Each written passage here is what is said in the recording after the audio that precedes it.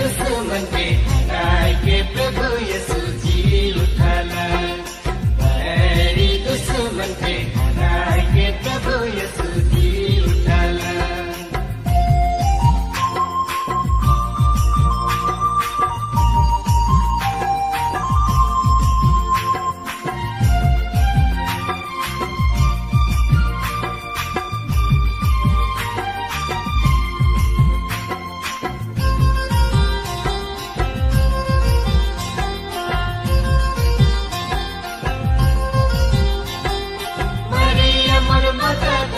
कब्र देखे गेला भैया, कब्र देखे गेला।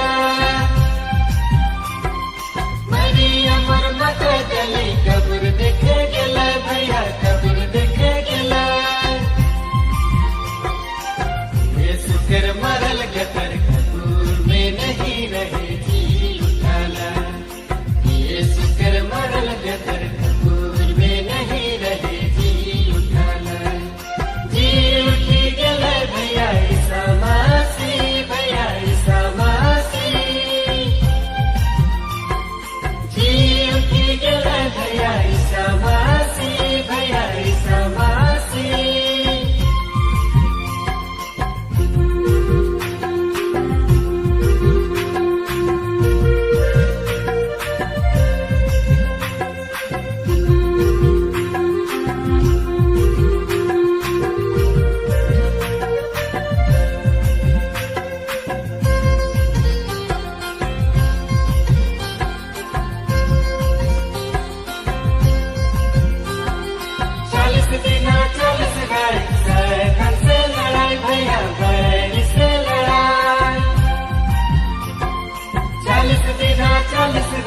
शैतान से लड़ाई भैया, बैरी से लड़ाई।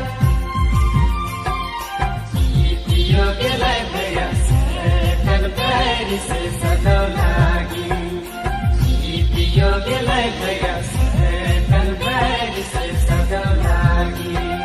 जी उठी गेला भैया ईसा मसीह, भैया ईसा मसीह। जी उठी गेला भैया